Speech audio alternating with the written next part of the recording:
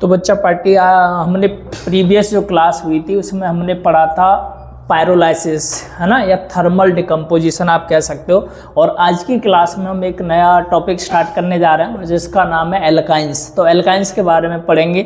और उससे पहले मैं बता दूं एल्काइंस, एल्कीन्स, है ना, तो हम मैं बोल सकता हूं कि आप अनसैचुरेटेड हाइड्रोकार्बन्स पढ़ने वाले हैं और सबसे एल्काइंस न पढ़ के हम पढ़ेंगे एल्कीन्स। एल्कीन्स पढ़ने वाले हैं इस क्लास में। और पिछली क्लास में आपने ये टॉपिक डिस्कस किया था थर्मल डिकम्पोजिशन या फिर पायरोलाइसिस इसको बोल सकते हैं। आज पढ़ेंगे हम एल्कीन्स। और ये आप देखोगे एल्केन्स के बाद एल्केन जो था वो आपका सैचुरेटेड हाइड्रोकार्बन में लाई करता है। और एल्कीन और एल्काइंस की जब बात करें तो ये किस में लाई करते हैं? अनसैचुरेटेड हाइड्रोकार्बन में लाई करते हैं। जब हम बात कर रहे हैं एल्कीन्स की तो आप याद रखना कि इनका जो बॉन्ड फॉर्मेशन होता है तो कार्बन कार्बन के बीच में आप देखोगे कि यहाँ पर एक डबल बॉन्ड फॉर्म हो रहा होगा। दूसरा इसका जनरल फॉर्मूला का डिस्कशन करें तो जनरल फॉर्मूला क्या होता है? CnH2n। अगर मैं बोलूँ मेरे पास 2 कार्बन है तो हाइड्रोजन आप समझ गए होगे कितना होने वाले हैं? डबल, मतलब 4 हो जाएंगे। अगर ऐसे ही मैं बोलूँ 3 कार्बन है तो हाइड्रोजन समझ गए होगे कितना हो जाएंगे? 9, है ना। 3 का आप सीधा सीधा यहाँ पर क्या करना है? डबल करना है। 3 है तो आप इसको करेक्ट कर लेना, कितना हो जाएगा? 6 हो जाएगा, ठीक है। इसके बाद हम बात करेंगे नॉमेनक्लेचर के लिए। तो नॉमेनक्लेचर क्या होगा? प्राइमरी सफिक्स के साथ साथ यहाँ पर आपको क्या ऐड अप करना है? इन लगानी है। ये सफिक्स आप यूज करोगे। जैसे मैंने एग्जांपल के तौर पे क्या लिया? CH2 double bond CH2। ये फॉर्मूला है किसका? 2 कार्बन, सभी बच्चों को पता होना चाहिए, H के लिए आता है। जब अब यहाँ पर डबल बॉन्ड फॉर्म हो रहा है तो मैं बोल सकता हूँ यहाँ ENE लगा दो तो क्या बन जाएगा? इथीन बन जाएगा। इसके बाद हम पढ़ेंगे क्या? इसका अगला टॉपिक जिसका नाम है आइसोमेरिज्म, है ना। आइसोमेरिज्म क्या होता है? आप याद रखना 2 फॉर्म होती हैं, यानी 2 टाइप्स होते हैं, आप ये कह सकते हो। तो पहला दे रखा है स्ट्रक्चरल आइसोमेरिज्म, है ना। अब इसको आपको पढ़ना है तो सबसे पहले हम यहाँ पर देखेंगे कि स्ट्रक्चरल आइसोमेरिज्म क्या होता है। जैसे मैंने ये एक स्ट्रेट चेन लिख रखा है और अगर मैं बोलूँ कि यहीं से कोई भी ग्रुप उठा के मैं यहाँ ब्रांच में अटैच करूँ तो स्ट्रक्चर क्या हो जाएगी? चेंज हो जाएगी। अब यहाँ पर देखो कार्बन काउंट करो जरा, कितने कार्बन नजर आ रहे हैं? टोटल कार्बन आपके 5 हैं, तो 5। और यहां पर देखो बॉन्ड फॉर्मेशन क्या है? डबल है, तो मैं बोलूंगा ये पेंटीन बन जाएगा। और अगर मैं यहीं पर थोड़ा सा चेंज कर देता हूं, जैसे CH3 है, एक कार्बन यहां लगाया और यहां से मैं हटा के एक कार्बन यहां पर अटैच कर दो तो CH3 हो जाएगा। अब आपके सामने यहां पर भी एक हाइड्रोजन कम कर रखा है, CH हो गया, डबल बॉन्ड बनाया, CH2 है, तो अब इसका नाम बदल गया, है ना। जैसे ही स्ट्रक्चर बदली तो नाम भी क्या हो जाएगा? चेंज हो जाएगा। अगर मैं नंबरिंग इधर से करूंगा जैसे 1 2 3 4 तो आप देखोगे आप 3 पर क्या लगा हुआ है? मिथाइल ग्रुप, तो इसका नाम क्या होगा? 3 मिथाइल। कार्बन काउंट कर लो मेन चेन में कितने कार्बन है? 1 2 3 4। तो 4 के लिए सबको पता है क्या आता है? ब्यूट आता है। लेकिन बॉन्ड कैसा है? डबल है, तो ENE लगा दोगे तो क्या बन जाएगा? ये ब्यूटीन बन जाता है। तो ये था आपका स्ट्रक्चरल आइसोमेरिज्म, जहां पर हमने जैसे ही स्ट्रक्चर चेंज किया आपने देखा कि नाम भी क्या हो गया? चेंज हो गया। इसके बाद एक और आप आइसोमेरिज्म पढ़ने वाले हैं जिसका नाम है स्टेरियो आइसोमेरिज्म, है ना। और ये भी इंपॉर्टेंट है। तो यहाँ पर 2 टर्म हम पढ़ने वाले हैं, एक देखोगे सीस और एक देखोगे आप ट्रांस। अगर मैं बोलूँ कि फंक्शनल ग्रुप एक ही साइड में लगे हुए हैं, चाहे वो हॉरिजॉन्टल हो या वर्टिकल हो, तो वो कहलाएगा सीस, है ना। और अगर ये डायगोनली लगे हुए हैं तो वो क्या कहलाने वाले हैं? आप बोलोगे उनको ट्रांस। तो सबसे पहले हम बात करते हैं स्टेरियो आइसोमेरिज्म में, है ना। एक और आइसोमेरिज्म जिसका नाम क्या है? Geometrical isomerism. अब ज्योमेट्रिकल के लिए मैं बोलूंगा कि आप स्पेशल अरेंजमेंट कर रहे होगे एटम का, जहां पर डिफरेंट स्ट्रक्चर आपके सामने होंगी। जैसे CH3 CH डबल बॉन्ड बनाएगा CH के साथ और फिर सिंगल बॉन्ड के साथ क्या जुड़ा होगा? Methyl group. अब यहां पर देखो जैसे ही मैं इसका नाम बोलूंगा तो यहां पर आपको कार्बन काउंट कर लेने हैं। तो कार्बन अगर 4 है तो सबको पता है कि ब्यूट आएगा। बॉन्डिंग पोजीशन देख सकते हैं कौन सी बॉन्ड बना हुआ है? सेकंड पोजीशन पर डबल बॉन्ड है, तो मैं बोलूंगा यहाँ पर 2 लिखो और उसके साथ में उस बॉन्ड की सफिक्स आप यूज करोगे ENE आ जाएगा, क्योंकि एल्कीन के लिए डबल बॉन्ड क्या होता है? फॉर्म होता है। तो नाम क्या हो जाएगा इसका? ब्यूट 2 इन के नाम से होगा।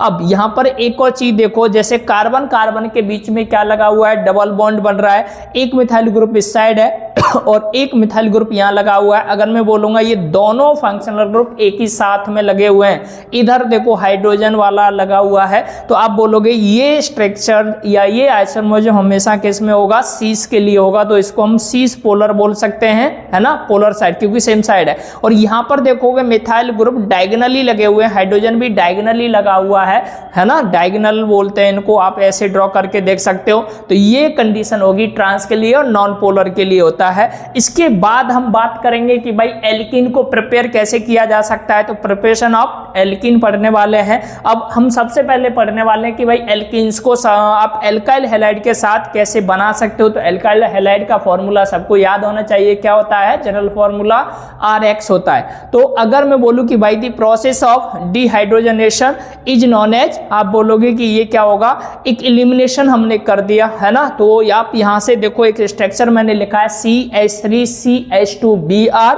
और मैंने इसको किसके साथ रिएक्ट कराया, पोटेशियम हाइड्रोक्साइड के साथ।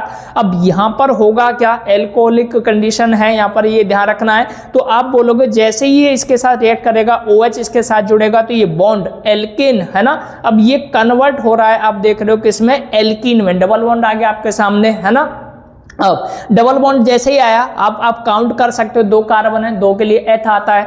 अब यहाँ डबल बॉन्ड है तो इसको क्या पढ़ेंगे हम, इथीन पढ़ेंगे। और यहाँ से अलग क्या हो जाएगा, ये के किसके साथ जुड़ जाएगा, Br के साथ, और यहाँ पर एक साल्ट फॉर्म बनाएगा KBr, और वाटर क्या हो जाएगा आपका, अलग होगा। इसके बाद एक और रिएक्शन दे रखी है जस्ट आपके सामने, CH3CH2CH2 और Br जुड़ा है, फिर KOH पोटेशियम हाइड्रोक्साइड के रिएक्ट करा रहे हैं। तो यहाँ पर भी आप देख रहे होगे डबल फॉर्म इस स्ट्रक्चर में आपके सामने है, तो मैं बोलूंगा ये भी क्या है, एल्कीन है। तो अब यहां पर कार्बन काउंट करके हम 3 कार्बन है तो प्रोप आता है, और इन सफिक्स यूज करेंगे तो प्रोपीन बन जाएगा, और यहां पर भी KBr और वाटर क्या होगा, अलग होगा। इसके बाद अगर मैं आपसे बोलूं कि आपको याद रखना है एलिमिनेशन ऑर्डर क्या होगा, सबसे ज्यादा किसका होगा, तो आपको याद रखना है आयोडीन सबसे ज्यादा होता है, उसके बाद ब्रोमीन आता है, फिर क्लोरीन, और सबसे कम किसका होता है, फ्लोरीन का। रिएक्टिविटी की बात करें तो reactivity of alkenes towards the reaction, है ना, सबसे ज्यादा किसकी होती है, टर्सरी, सेकेंडरी और प्राइमरी। इसके बाद एक और टॉपिक हम देखने वाले हैं कि अभी हमने प्रिपेयर करना है किसको, एल्कीन को, और कहां से कर रहे हैं हम तो फ्रॉम डी हैलोजन डेरिवेटिव से भी एल्कीन क्या बना हो सकता है, फॉर्म हो सकता है। जैसे अब यहां पर देखो ये आपका हैलोजन डेरिवेटिव दे रखा है, Br यहां पर जुड़ा हुआ है, तो फिर से हम बोलेंगे, ये तो मैंने नाम लिख दिया इसका कि 1 पोजीशन पे B है ना, तो 1 डाई ब्रोमोमीथेन है। अब यहां पर क्या होगा, जिंक जुड़ जाएगा, आप बोलोगे किसके साथ, इस Br के साथ, चाहे आप ऐसे जोड़ दो, ये जिंक Br के साथ जुड़ेगा, इस Br को भी अपने साथ जुड़ेगा, तो ये बना लेगा ZnBr2, ये अलग होगा। और यहां से जो CH2 आपको दिख रहा है, ये हाइड्रोजन यहां पर हट के यहाँ बॉन्ड फॉर्म कर लेगी, डबल बॉन्ड बन जाएगा, तो ये बन गया आपका एल्कीन, जिसका नाम क्या होगा, इथीन। अब इसके बाद अगर हमारे सामने क्या दे रखा है, एल्काइंस दे रखा है, उनसे भी हम देखेंगे क्या बना सकते हैं, एल्काइन से भी आप एल्कीन को क्या कर सकते हैं, फॉर्म कर सकते हैं। जैसे आपके सामने क्या दिए रखा है, एक एल्काइल ग्रुप कार्बन के साथ अटैच है, उसका डेरिवेटिव उसके साथ अटैच है, हाइड्रोजन के साथ रिएक्ट करा रहे हैं, और किसकी प्रेजेंस में रिएक्ट करा रहे हैं, तो हमने यहाँ लिखा है, या तो आप C ले लो, है ना, कार्बन, या आप पेरिडियम ले सकते हैं, PD। अब यहाँ पर देखो आपके सामने क्या है, कार्बन कार्बन के बीच में ये बॉन्ड स्प्लिट होकर क्या बना लेता है, डबल बॉन्ड।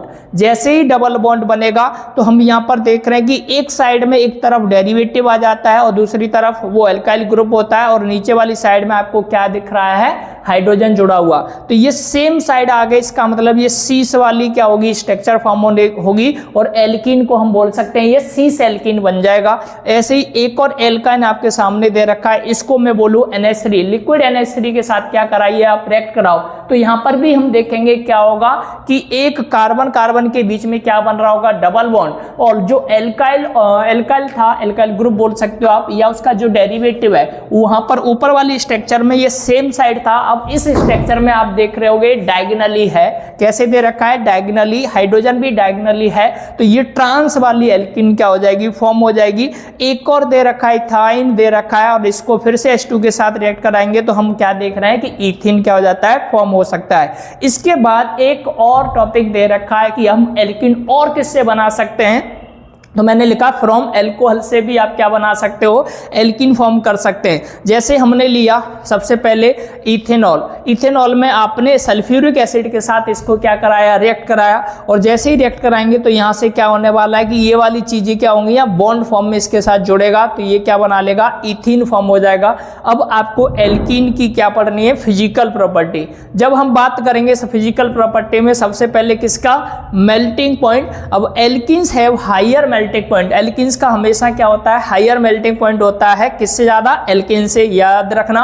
और pi electron cloud will be more polarise, ये इसके कारण होता है। जब मैं बात करूं कि if we compare melting point, अगर हमें क्या करना है, कंपेयर करना है सीस और ट्रांस में मेल्टिंग पॉइंट को, तो आप याद रखना हाई मेल्टिंग पॉइंट किससे ज्यादा, किसका होगा, आप बोलोगे ट्रांस का होगा, और किससे होगा, सीस से होगा, है ना। तो ये एक चीज इस वाले टॉपिक में आपको इसको याद रखना है। इसके बाद हम बात करेंगे किसकी, बॉइलिंग पॉइंट की। तो अगर मैं बोलूं कि कार्बन एटम क्या हो रहे हैं, बढ़ रहे हैं, इंक्रीज कर रहे हैं, तो आप बोलोगे बॉइलिंग पॉइंट भी क्या करेगा, इंक्रीज करेगा। दूसरा पॉइंट, अगर बॉइलिंग पॉइंट डिक्रीज करेगा तो आप समझ जाना कि वहां पर ब्रांचिंग क्या हो रही होंगी, इंक्रीज कर रही होंगी, मतलब मेन जो चेन होती है वहां से कार्बन हटके ब्रांच में जाएंगे, तो कार्बन डिक्रीज हो रहे हैं मेन चेन में, तो वहां पर बॉइलिंग पॉइंट क्या करेगा, डिक्रीज होता है। ठीक, अगला ट्रांस जो होता है वो लो बॉइलिंग पॉइंट रखता है, और सीस जो होता है वो हाई क्या होता है, हाई बॉइलिंग पॉइंट रखता है, और ये किसके कारण होता है, पोलरिटी के कारण। डाइपोल मूवमेंट की बात करेंगे तो जो आपका कार्बन होता है ना, सीस में बोलो या कार्बन कार्बन के बीच में बोल सकते हैं, हैव सर्टेन डाइपोल मूवमेंट, और सीस वाले केस में याद रखना। बट ट्रांस जो होता है वो क्या रखता है, जीरो डाइपोल मूवमेंट रखता है। Both dipole are in opposite direction, दोनों में सेम सेम है तो कैंसिल आउट हो जाएगा अपोजिट डायरेक्शन की वजह से। तो यहां पर बोल सकते हैं जब ये कैंसिल हो जाएगा तो आप बोलोगे डाइपोल मूवमेंट हमेशा सीस के लिए जो होगा वो क्या बोलोगे आप, ज्यादा होगा। ठीक है, और कम किस में हो जाएगा, जीरो हो रहा है ना ट्रांस में, तो वो अपोजिट डायरेक्शन की वजह से होता है। और ये इफेक्ट जो होता है वो हमेशा क्या कर देता है, इसकी नेट वैल्यू को जीरो कर देता है। इसके बाद सॉल्युबिलिटी की बात करते हैं तो एल्किन्स जो होते हैं वो हैव ग्रेटर सॉल्युबिलिटी रखते हैं, किससे ज्यादा, एल्किन से। ये याद रखना, जब सॉल्युबिलिटी इंक्रीज करेगी ये किस पे डिपेंड करेगा, तो आप बोलोगे उसके जो कार्बन जो एटम होंगे, है ना, सी कितने कार्बन एटम है उस पर डिपेंड करती है सॉल्युबिलिटी। अगर वो बढ़ेंगे तो ये भी सॉल्युबिलिटी भी क्या होगी, बढ़ेगी। तो ये थे आपकी कुछ प्रॉपर्टी। नेक्स्ट अगली क्लास में हम डिस्कस करेंगे केमिकल प्रॉपर्टीज। आज के लिए इतना ही, नेक्स्ट टाइम।